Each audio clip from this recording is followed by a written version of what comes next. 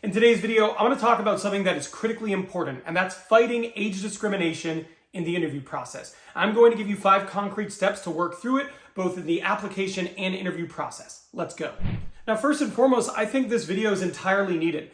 30% of people have said that they have felt some sort of age discrimination in the workforce. 26% of people who are age 50 or older have said they have been the target of age-related comments. And 1 in 10 employees said they've been made to feel as if they are less valuable than their younger colleagues. This is something that I've been asked on videos time and time again, so I think it's about time that I address it and give some helpful tips on how to interview as someone who is an older member of the workforce and feels like they have been discriminated against because of their age. Now, the first thing I want to talk about is resume.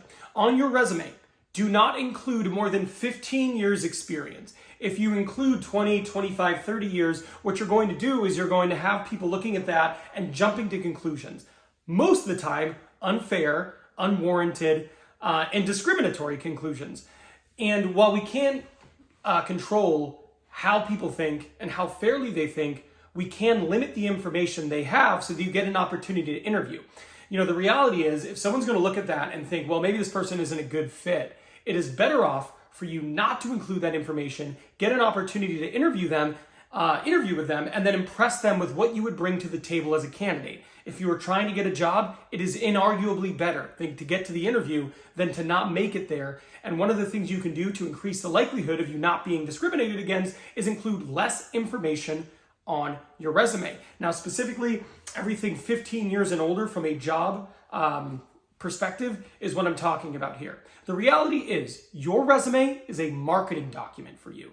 It is the things you have done, your educations, your qualifications, but you are not required to put a job you had 25 years ago. And if you feel you have been discriminated against, it would absolutely behoove you to drop that.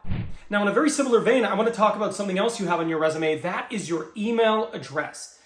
If you have a resume with your email address, which you probably do, make sure you're using a Google address, a Gmail email address.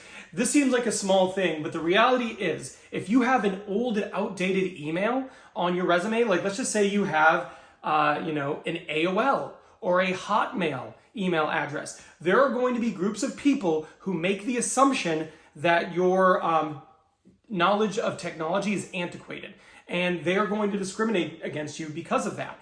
Most people who are more technology proficient, they're going to have a Gmail address, or they're going to have a personalized one to their own personalized website or portfolio.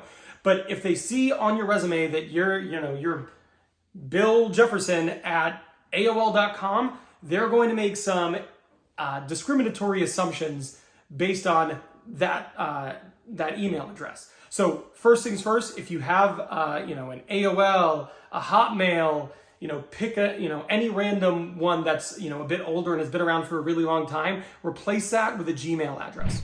Leave your graduating class off your resume. A lot of people, they'll put what year they graduated on their resume, and the reality is this never really benefits you. Like, if you are someone who is super new in your career, they're going to look at that and be like, oh, well, this is a person who just started their career, not qualified. And the same way goes if you're someone who is, graduated a long time ago. They might look at that and go, oh, well, this person only has so many years left in their career. I don't know if we should interview them. That might not be accurate, but there are definitely people who are going to make that assumption. So if you want to avoid age-related discrimination, one of my recommendations is to absolutely leave the date of graduation off your resume. I'm going to talk about one more thing resume-wise, and then I'm going to talk a little bit about interview. The last thing resume-wise is make sure you are including newer technologies in your resume. So what do I mean? If you have a skills section or a proficiency section, or you have a systems section, make sure you are including new technologies. One of the